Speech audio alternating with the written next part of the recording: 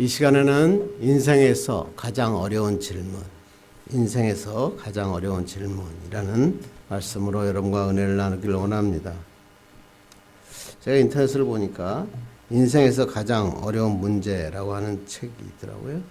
이 책은 13억 중국인의 큰 스승이라고 하는 후스라고 하는 사람이 들려주는 인생학 강의 책입니다. 후스는 중국 근현대 시기에 가장 큰 영향을 끼친 중국의 철학자이고 자유주의 사상가입니다. 그래서 책은 중국의 르네상스의 정신적 스승이다 이렇게 추앙받고 있는 사람이고, 무엇보다 그는 이런 얘기를 합니다. 남을 인정하지 않으면 나도 인정할 수 없다, 인정받을 수 없다. 용인론이라 그러는데, 남을 인정하지 않으면 나도 인정받는 삶을 살 수 없다. 너무나 멋진 말이에요. 이렇게 될 때, 남을 인정하고 그렇게 나갈 때 그것이 진정한 자유의 조건이자 사람이 갖추어야 할 최고의 미덕이다 이렇게 얘기합니다. 그러면서 그는 이 책에서 인생에서 가장 어려운 문제는 인생이란 무엇인가, 다른 말로 얘기하면 우리가 인생에서 가장 원하는 것이 무엇인가, 그것을 아는 것이라는 것입니다. 사람들에게 인생에서 가장 원하는 것이 무엇인가 라고 물었을 때 그것을 아는 사람이 극히 드물다는 것입니다. 그리고 인생은 나만의 역할을 멋지게 해야 되는데, 이를 위해서는 내가 멋진 역할을 할 수 있는 사람으로 갈고 닦아야 되고, 그 자기가 갈고 닦은 게 사회에 좋은 영향을 끼쳐야 한다 이렇게 말하고 합니다. 이러기 위해서는 첫째, 남을 인정하는 게 중요하고, 두 번째는 분투, 끊임없이 도전하고 투쟁하는 정신이 필요하다. 그래서 이것을 하기 위해서는 먼저 내 인생에서 내가 가장 원하는 게 무엇인지를 아는 것이 중요하다라고 이 책은 얘기합니다. 그렇습니다. 이 책에서 말하는 것처럼 인생에서 가장 어려운 질문은 인생은 무엇인가? 인생에서 가장 원하는 것이 나는 무엇인가? 내 인생에서 내가 원하는 것이 가장 무엇인가? 많은 사람들이 이 질문을 하면 쉬울 것 같은데, 인생에서 당신이 가장 원하는 게 무엇입니까? 물어보면 답변하지 못한다고 하는 것입니다. 그래서 사람들에게 당신이 가장 원하는 게 무엇입니까? 라고 질문을 하면 대부분이 부자가 되는 것입니다. 로또에 1등 당첨되는 것입니다. 스포츠카를 타는 겁니다. 한강이 보이는 아파트를 사는 겁니다. 직장에서 승승장구하는 것, 이렇게 얘기를 한다고 합니다. 사람들이 인생을 통해 원하는 게 뭐예요? 돈과 외모 그리고 명예를 원한다는 것을 알 수 있습니다. 너무나 당연한 거죠. 그리고 굉장히 현실적인 답이라고 할 수 있습니다. 그런데 이것들은 다 내 내부에서 나온 것이 아니라 외부에서 온 자극 때문에 그렇죠. 텔레비를 보면서 유명 연예인의 집, 그리고 그 집의 인테리어를 보면서 가슴이 뜁니다. 미디어에 노출된 부자들의 삶, 드라마에 나오는 젊은 임원들의 투자, 그 이야기를 보면서 자꾸만 부러워집니다. 그래도 실제 그걸로만 끝나면 좋은데, 주위에서 어떤 사람은 아파트를 샀는데 그게 커다란 부자가 되었다더라. 글쎄 우리 동네에도 누구는 최연소로 대그룹의 임원이 되었더라. 이런 소식을 자꾸만 듣게 됩니다. 그런 얘기를 들을 때마다 나도 빨리 원하는 것을 쟁취하고 원하는 것을 올라가고 싶다라는 생각이 가슴속에서 요동치는 게 인생이다라는 거죠. 왜냐하면 누군가 로켓을 타고 막 날아가는 걸 보면 나도 거기에 그냥 날아가고 싶다라는 생각을 하기 때문에 그렇습니다. 그래서 몇 년 전에 미국의 한 조사 기관에서 사람들이 가장 원하는 것이 무엇인가, 그리고 미국 사람들에게 설문조사를 했습니다. 그랬더니 그때 가장 1등으로 사람들이 가장 원하는 것이 무엇인가의 답이 뭔지 아십니까? 성공, success라는 단어였다는 것이죠. 근데 그러고 나서 제가 인터넷을 찾아봤더니, 그러면 한국 사람들은 가장 원하는 게 뭘까? 그래서 보니까 한국에서도 비슷한 조사를 한 경우가 나왔더라고요. 그런데 한국 사람은 특별히 달랐어요. 미국 사람들은 인생에서 가장 자기들이 원하는 게 뭐냐 그랬더니 성공이다 이렇게 했는데, 한국 사람은 답이 사랑이다 이렇게 나왔어요. 그래서 참 많은 생각을 하게 됐어요. 미국 사람들은 성공을 가장 원하고 한국 사람은 사랑을 가장 원한다. 어떻게 여러분 생각하십니까? 그래서 미국 조사기관에서 다시 한번 조사를 했습니다. 그렇다면 무엇이 성공이라고 생각하십니까? 라는 질문을 던졌다고 합니다. 그랬더니 거기에 대한 질문이 굉장히 다양했다 그래요. 왜냐하면 사람들마다 성공의 기준이 달랐기 때문에 그렇습니다. 그래서 이것을 정리했더니 4가지 유형으로 나왔다고 합니다. 첫째가 성공은 소유의 양이다. 내가 얼마나 많은 것을 가졌느냐. 이것이 성공의 기준이라는 겁니다. 자본주의 사회니까 돈이 중요한 것은 사실이죠. 그런데 정말 많은 돈을 가지면 성공한 겁니까? 그렇지 않죠. 부자들 중에서도 비참하게 사는 사람들이 또 그 인생을 마무리하는 사람들이 너무나 많기 때문에 그렇죠. 두 번째는 지식의 양이었다 그럽니다. 내가 얼마나 많은 지식을 갖고 있냐. 쉽게 말하면 내가 얼마나 좋은 대학을 나왔느냐. 내가 어느 좋은 학벌을 가졌느냐. 인류대학을 나오면 성공한 것이고 인류대학을 자녀를 인류대학에 보내면 나는 성공한 부모다라고 생각한다는 것입니다. 그러나 여러분 성적이 높다고 성공하는 인생을 사는 것 아닌 것 여러분 너무나 잘 알죠. 세 번째는 외면적인 모습. 남들이 나를 어떻게 보느냐. 그것이 성공의 기준이라는 것입니다. 그래서 이런 사람들은 좋은 브랜드의 옷을 꼭 입어야 되고 명품으로 치장해야 한다고 합니다. 좋은 집에서 살아야 되고 명품 차를 타고 다니는 것. 그것을 성공하는 인생이다. 그런데 여러분 너무 아시죠? 외면적인 것보다 더 중요한 게 뭘까요? 우리 너무나 잘 알아요. 내면적인 아름다움이 더 중요하다는 것도 합니다. 네 번째는 자신이 가진 능력이나 업적, 그것을 성공의 기준으로 삼는다고 합니다. 내가 얼마나 능력이 있는 사람인가, 내가 어떤 일을 이루었는가 하는 것이죠. 그렇습니다. 능력도 필요한 거죠. 그렇지만 능력만 가지고 중요한 건 아니죠. 능력을 가지고 무엇을 했느냐. 요새 보세요. 하버드 대학 나오고 뭐 했다고 능력 가지고 있다고 하는 사람들 살아가는 형태를 보세요. 저 남 비판하고 깎아내리고 못 살게 하고 그렇게 살고 있는 사람 너무나 많지 않습니까? 그래서 우리가 흔히 말하는 성공, 그것은 물질이나 부나 재물, 사회적인 명예, 권력을 의미하겠죠. 이것을 행복의 선행 조건이라고 생각하는 것입니다. 그래서 이 사람은 어릴 때부터 이 성공을 위해서 막 달려갑니다. 공부도 합니다. 좋은 대학도 갑니다. 취업도 합니다. 창업해서 회사도 차립니다. 더 많은 돈과 명예, 권력을 가지려고 합니다. 그런데 살아보니까 어떻더란가요? 이렇게 사는 것이 행복한 삶, 성공한 삶이 아니다라는 것을 알고 있는 거죠. 성공을 위해서 막 달리던 사람이 갑자기 인생이 허무해지고 비참하게 넘어지고 쓰러지는 것을 우리가 너무나 많이 보잖아요. 그런 사람일수록 우울감을 많이 느끼니까 그것을 달래기 위해서 다른 방법을 쓰는 것을 여러분은 많이 알고 있다고 하는 것입니다. 그래서 제가 사전을 한번 찾아봤어요. 성공이 사전에 뭐라고 써 있을까? 그때 한국어 사전에 이렇게 나왔더라고요.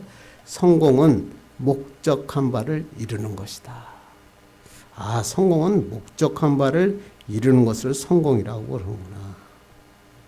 근데 우리 같은 나이에 든 사람들, 또 이런 사람들 보면 성공하기 위해서 10대 정신없이 맹목적으로 그냥 공부했어요. 뭐가 되고 싶다, 뭐 이런 거 없었어요. 그냥 공부하면 좋은 대학 간다. 이것만 가지고 살았죠. 20대 가서 보면 나는 20대는 미래를 위해 투자한다.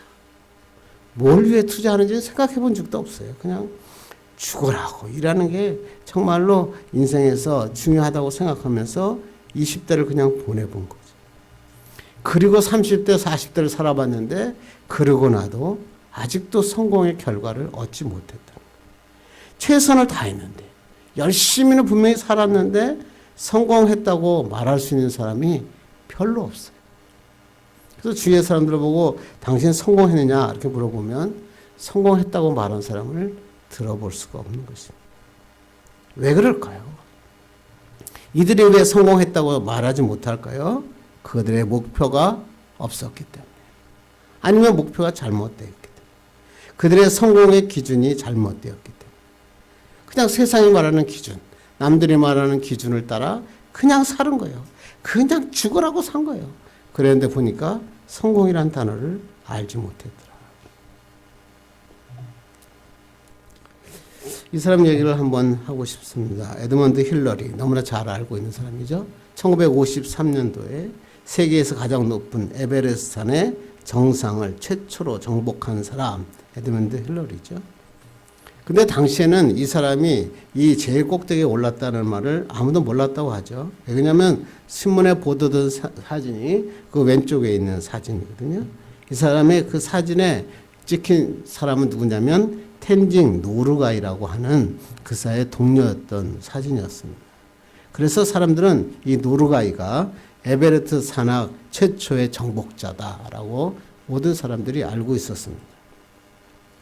그런데 몇 년 뒤에 노르가이가 자기의 자서전에서 양심선언을 합니다. 사실은 정상의 첫 발을 디딘 것은 힐러리였는데 자신은 사진기를 다룰 줄 몰라가지고 힐러리가 대신 자기의 사진을 찍어준 것이다라고 밝힌 것입니다. 참, 이렇게 밝힌 사람이 대단하지 않습니까? 다른 사람들이 다 뭐 왕에게 뭐 자기도 받고 막 사람들이 막 그렇게 칭찬받고 있는데 말하기를 사실은 내가 아니라 힐러리입니다. 그때 내가 사진기를 달 줄 몰라서 힐러리가 사진을 찍었을 뿐이지 사실 정상에 발을 올려놓은 것은 힐러리였습니다. 이렇게 고백을 하는 겁니다. 그랬더니 에드먼드 힐러리가 이런 말을 합니다. 그 세르파였던 텐징 노르가이가 에베레스트 정상을 눈앞에 두고 혼자 오르지 않고 자기가 뒤에서 처져 있었는데 30분이나 나를 기다려 주었습니다. 그래서 하는 말이 이 사람이 실제로 내가 에베레스트의 정상을 내가 발을 밟은 건 나였지만 나를 위해서 그 발을 넘겨준 사람은 바로 이 노르가이였습니다. 너무나 멋진 거죠.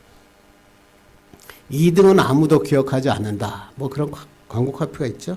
그것보다 등인데 이 말은 완전히 틀린 말이에요. 아름다운 2등이 있어야 1등이 있다. 그렇게 이야기한 겁니다. 그래서 이 힐러리는 어떻게 삽니까?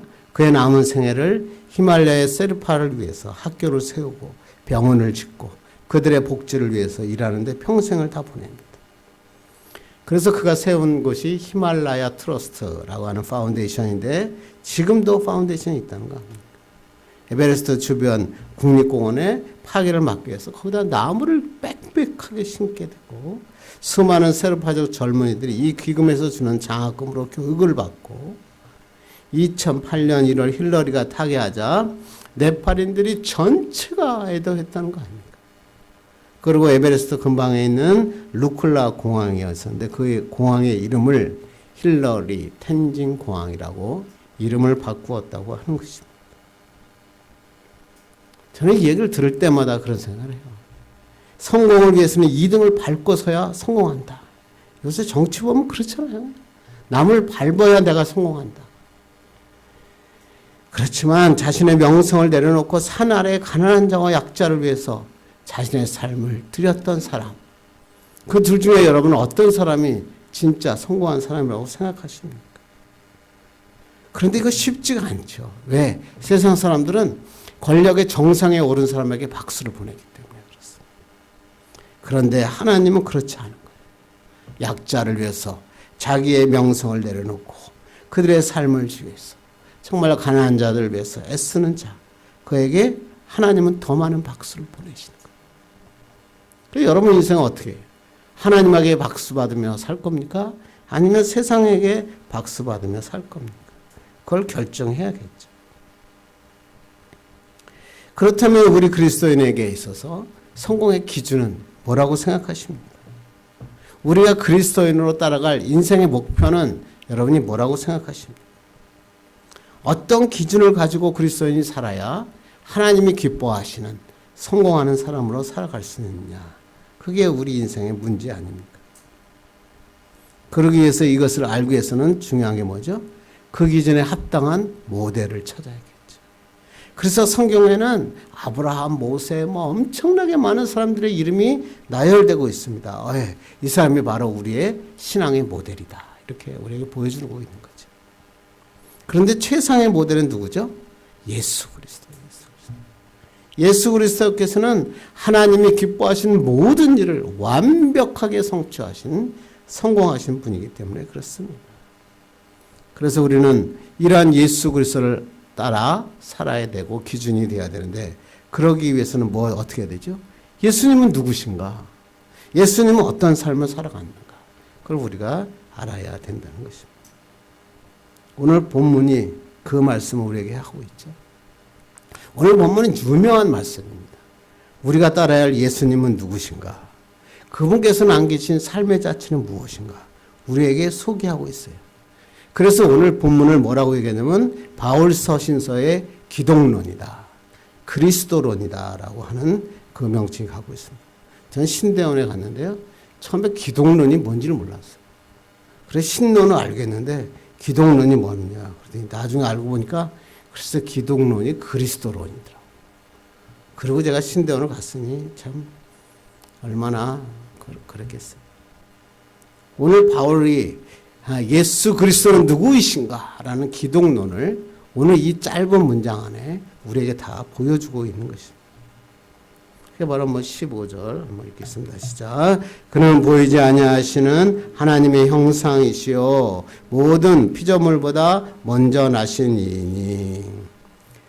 지난 시간에 골로새 교회를 어지럽히고 있는 이단 중에 하나가 뭐였어요? 영지주의였다 그랬죠. 영지주의는 쉽게 말하면 헬라의 이원론을 받아서 물질은 약하고 영은 선하다 그러면서 이원을 만들고 예수 그리스도의 성육신을 부인했어요. 이러한 잘못된 가르침이 골로새 교회 안에만 들어와서 성도들을 미혹하고 혼란을 안겨준 겁니다.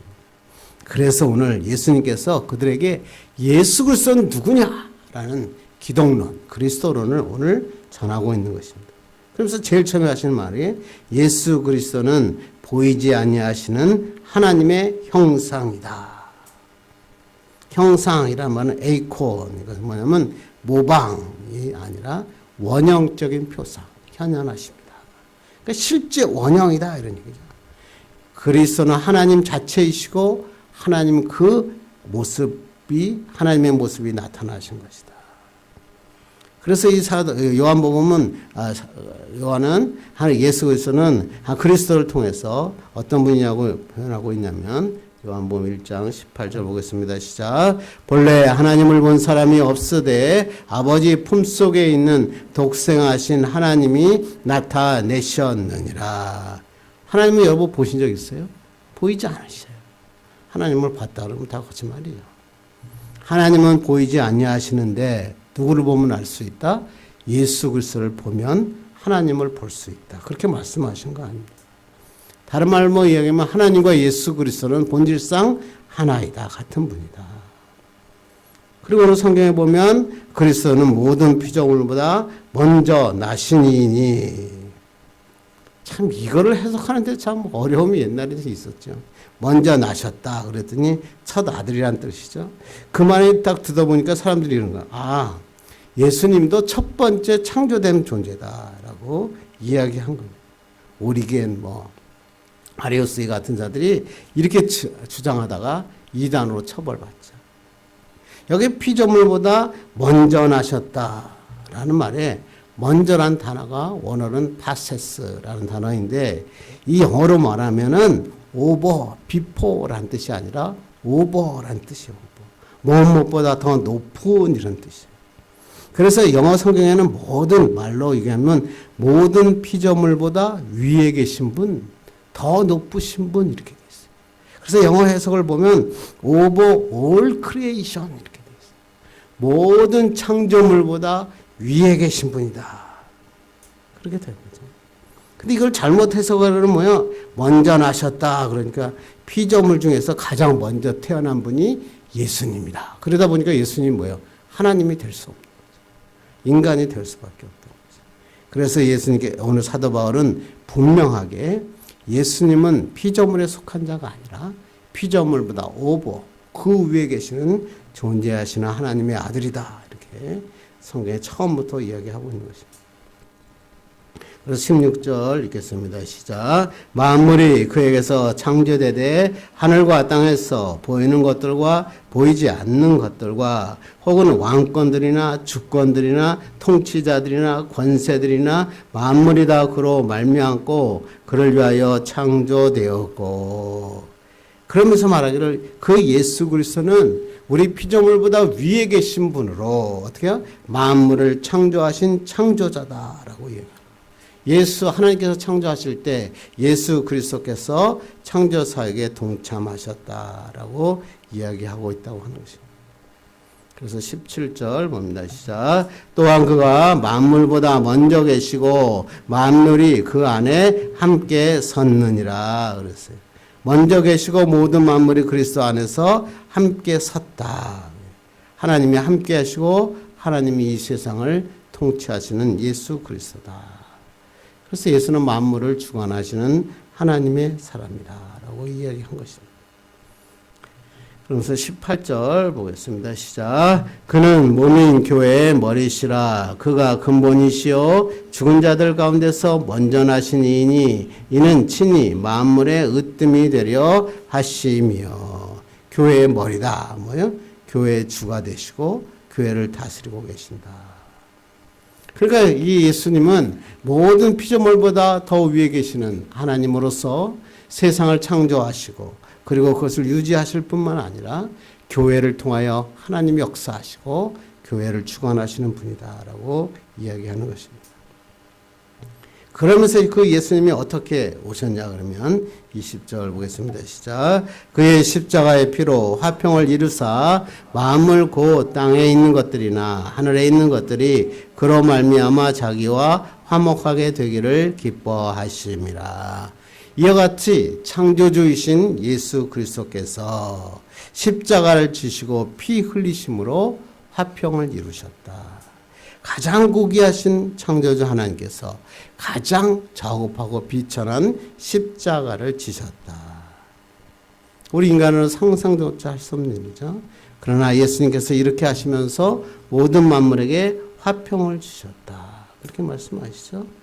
그리고 다시 우리 같은 죄인, 하나님 앞에 도저히 설 수 없는 자를 하나님과 화목하게 하는 역할을 하셨다라고 이야기합니다. 이게 바로 예수 그리스도예요. 이게 기독론입니다. 하나님이신 예수 그리스도가 이 땅에 비천한 자로 오셔서 십자가에 못 박아 죽으심으로 우리가 하나님과 화목해 하는 놀라운 일을 이루신 분, 그분이 바로 예수님이다라고 오늘 이야기하고 있습니다. 이것만 정확하게 알면, 예수님에 대해서 이것만 정확하게 알면 흔들림이 없다.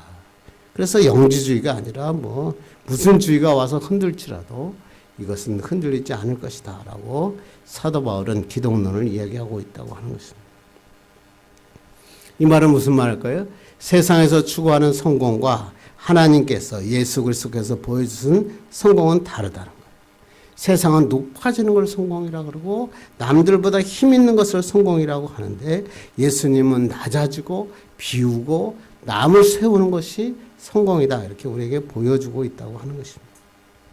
자기의 영광이 아니라 하나님의 영광, 나의 뜻이 아니라 하나님의 뜻을 위해 살아가는 자, 그것이 하나님이 원하시는 성공의 기준이다라고 얘기합니다. 그래서 우리가 예수 그리스도를 영접했다는 말은 뭐냐면 예수 그리스도를 따라 산다는 것이에요. 예수 그리스도를 따라 산다는 것은 뭐냐면 하나님이 기뻐하시는 삶을 산다. 그렇게 해서는 세상의 기준 따라 사는 자가 아니라 하나님의 기준을 따라 성공에 참여하는 자가 되어야 한다라고 합니다. 그러면서 오늘 사도 바울은 이렇게 이야기하고 난 다음에 우리가 예수님을 따라 성공한 자로 살기 위해서는 어떻게 해야 되는가라고 오늘 본문은 우리에게 말씀하고 있습니다. 가장 첫 번째 우리가 예수 하나님을 기쁘시게 하는 하나님의 기준에 맞는 성공자가 되기 위해서는 내적으로 충만해야 된다. 그러니까 우리가 성공하는 삶을, 그리스도인으로 성공하는 삶을 살기 위해서는 첫째 내 안에 예수 그리스도로 충만해야 돼요. 그때 우리가 살아갈 수 있는 거죠. 내면에 하나님으로 가득 차요. 옛날에 목사님이 어떤 목사님이 그랬잖아요. 누르기만 하면 예수님밖에 나오지 않는다. 여러분 너무 잘 아시죠? 19절 봅니다. 시작. 아버지께서는 모든 충만으로 예수 안에 거하게 하시고 그랬어요. 모든 충만 뭐야?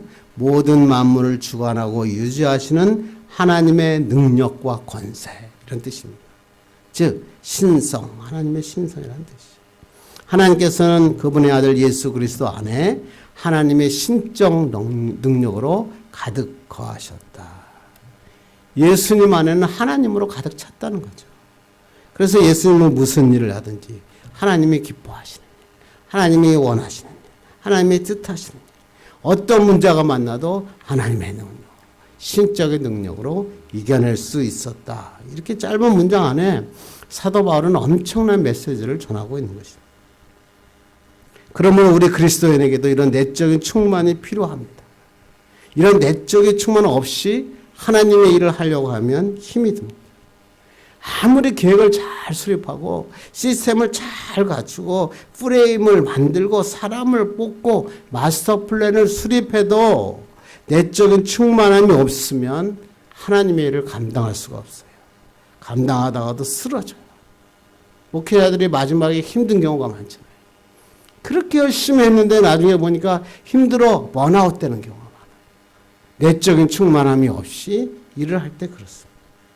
그러므로 우리가 예수를 나의 구주로 영접하고 나면 이제는 우리 안에 세상적인 것은 다 비워내고 하나님으로 채워져야 돼요. 그렇게 되면 어떤 일이 나요? 무슨 일을 만나도 감사할 수 있어요. 하나님이 함께 하시니까. 그런데 하나님으로 가득 차지 못하면 정말 하나님의 뜻을 감당하지 못해요. 불평하고 불만해요. 하나님의 말씀을 들으면서도 하나님의 말씀으로 안 듣고 자기의 생각으로 자꾸 들어요. 그러니까 거기에 대해서 여러 가지 생각이 드는 거죠. 그래서 우리 마음속에 무엇이 가득 차 있는가? 하나님으로 가득 차 있으면 하나님으로 내가 하나님으로 가득 차 있는가? 아니면 세상의 성공, 나의 욕심, 나의 자랑으로 가득 차 있는가? 점검해라. 하나님으로 가득 차지 않고 세상 욕심으로 가득 차면 하나님의 일을 하면서도 하나님 앞에 예배하면서도 불평이 생겨요. 그런데 이 하나님으로 가득 차면 하나님이 원하는 아름다운 열매를 맺을 수 있어요. 그래서 사도 바울은 이렇게 얘기하잖아요. 한번 읽겠습니다. 시작. 술 취하지 말라. 이는 방탕한 것이니 오직 성령으로 충만함을 받으라. 내적인 충만함이 뭐예요? 성령으로 충만해라. 이 말이야. 하나님의 영이 성령 아니에요? 성령으로 가득 채워야 한다. 이렇게 우리가 성령으로 가득 차게 되면 세상이 감당할 수 없는 사람이 되는 거예요. 세상이 생각하지 못하는 사람이 되는 거예요. 저 사람 분명히 좌절할 것 같은데 넘어질 것 같은데 안 넘어지는 거예요. 하나님이 기뻐하시는 삶을 감당하는 사람이 되는 것입니다. 그래서 우리가 인생을 살아갈 때 우리의 노력도 필요하고 우리가 애를 쓰는 것도 필요합니다. 그것이 필요 없다는 얘기 아닙니다. 그런데 그보다 선행 조건이 있어야 돼요. 뭐요? 성령으로 충만해야 됩니다. 그렇지 않으면 주의를 하더라도 말씀을 보더라도 탈진하고 넘어지고 쓰러질 수밖에 없다.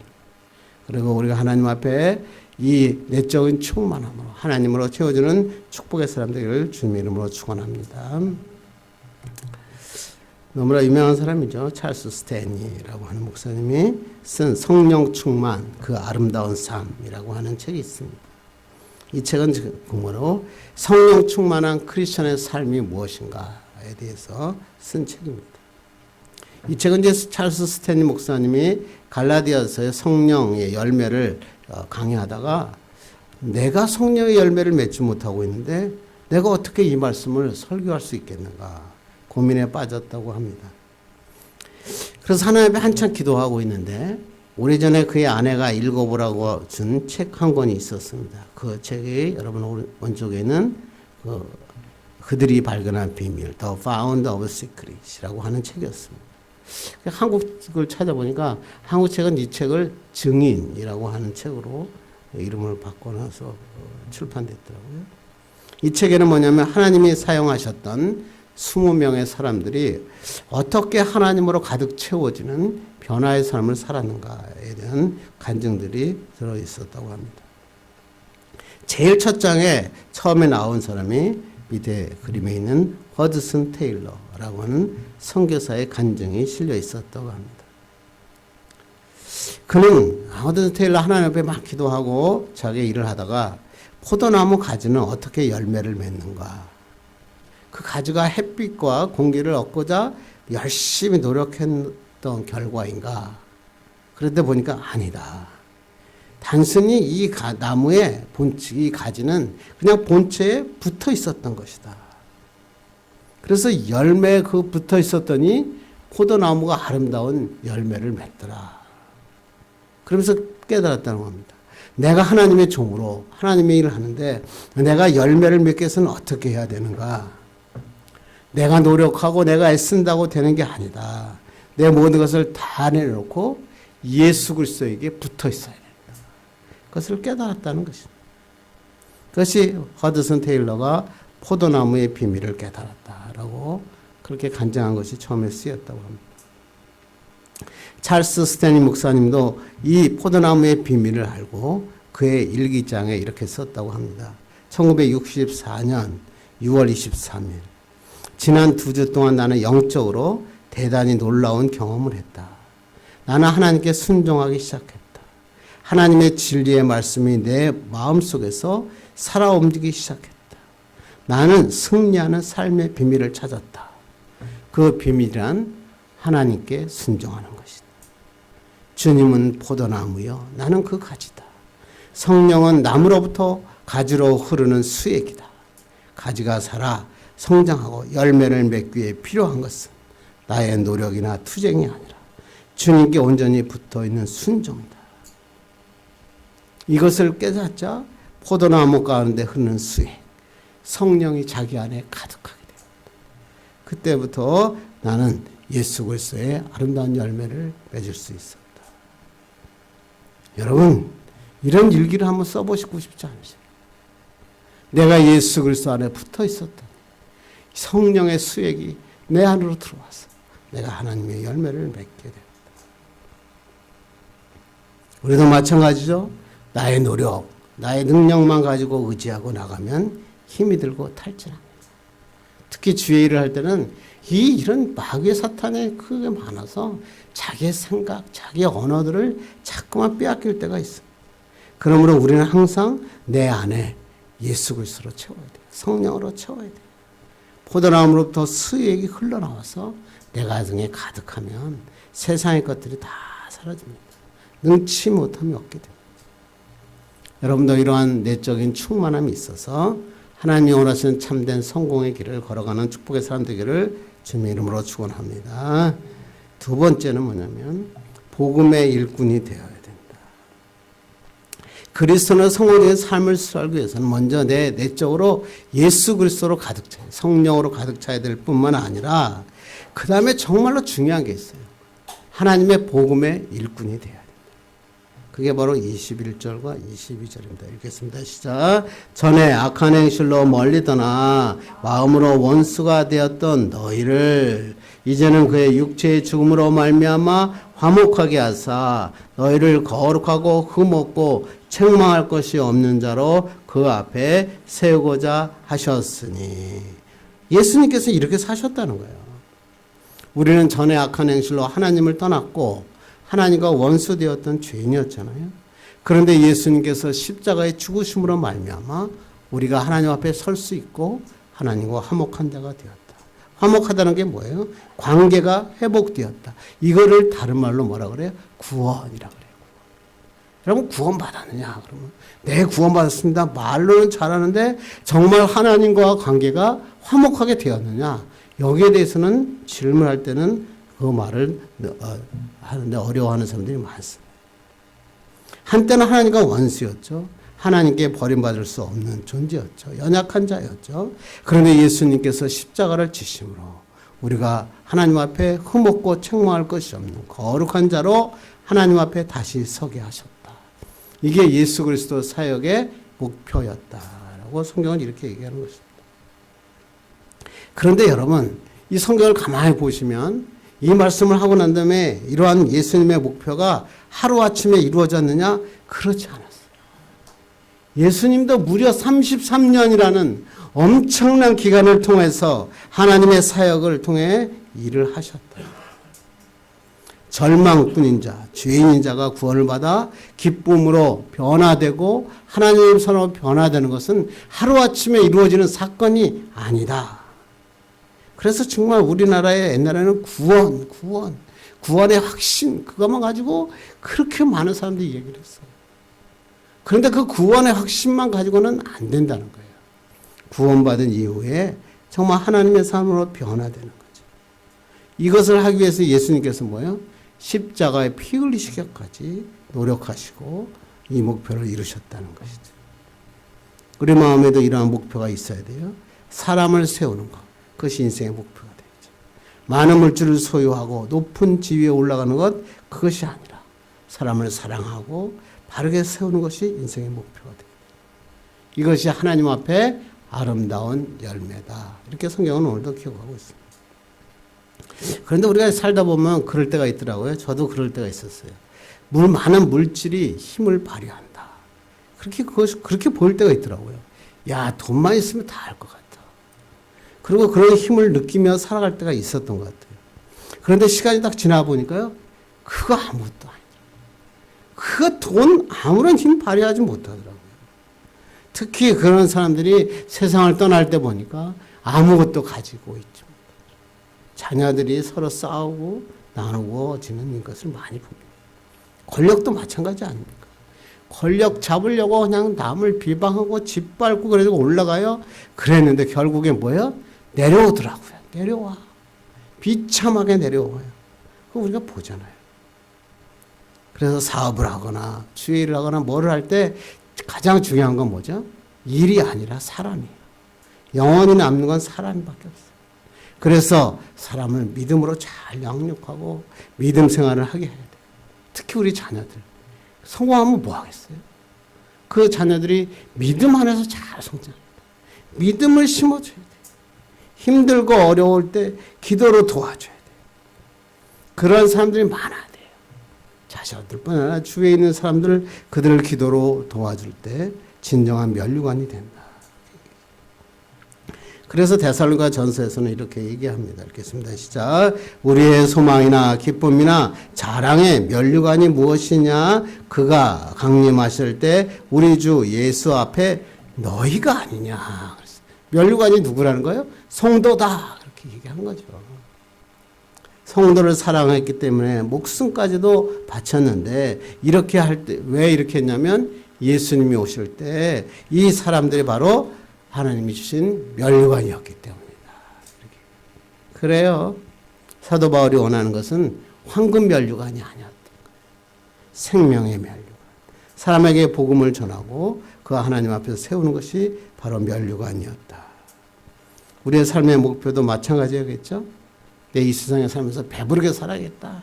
편안하게 살아야겠다. 금자탑을 쌓아야겠다. 그게 아니라 내가 누군가를 사랑하고 그들을 하나님의 자녀로 잘 양육하고 바르게 세우는 것이 그런 하나님의 사역이라는 것입니다. 그런데 이것은 마음만 먹는다고 말로만 한다고 이루어지는 게 아니에요.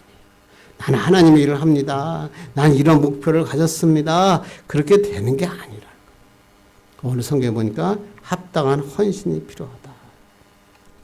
그래서 23절 보고 시작. 이 복음은 천하 만민에게 전파된 바요. 나 바울은 이 복음의 일꾼이 되었노라. 이런 일을 하기 위해서 바울은 뭐가 되었다고요?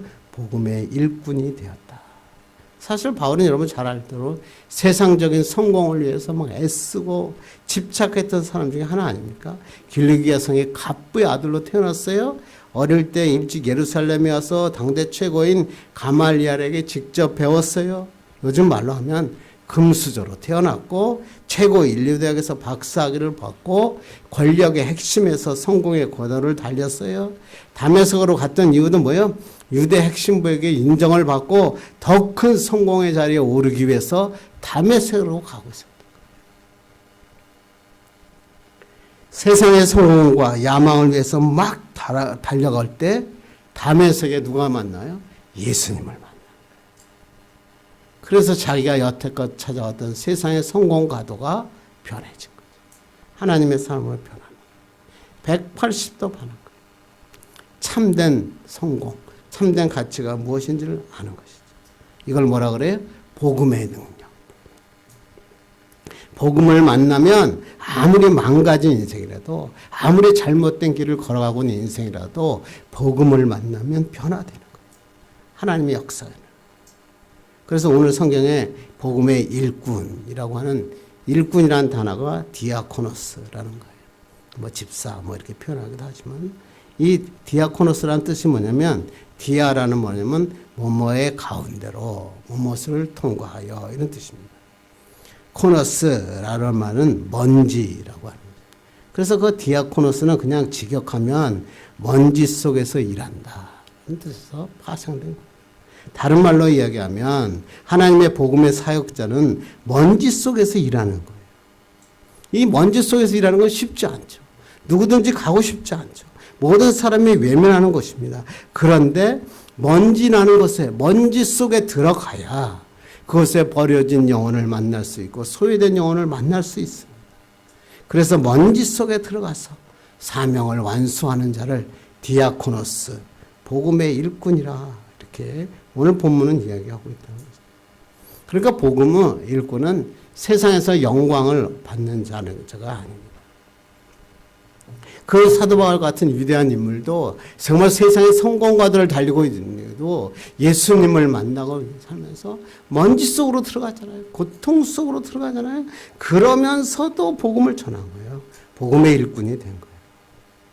그래도 우리가 세상처럼 세상을 성공을 위해서 추구하며 살아가는 사람이 아니라 하나님의 성공을 위해 살아가려면 세상의 영광을 내려놓으셔야 돼요. 먼지 속으로 들어가서 복음을 전하는 하나님의 축복의 사람이 되어야 돼요. 그럴 때 놀라운 축복과 역사가 일어난다라고 얘기하는 것입니다. 저번에도 제가 뭐였죠? 윌리엄 캐리, 최초의 인도 선교사이죠. 그 사람이 원래 재화공, 구두를 만드는 사람이었죠. 그래서 자기는 구두쟁이다 그러면서 복음을 열심히 전했어요. 뭐 온통 하나님의 사랑으로 가득 차 있어서 그냥 만나는 사람마다 하나님의 복음을 전하니까 그 아주 친한 친구가 그에게 이런 충고를 합니다. 자네에게 심각하게 충고할 게 있네. 자네는 분명히 사업가일세.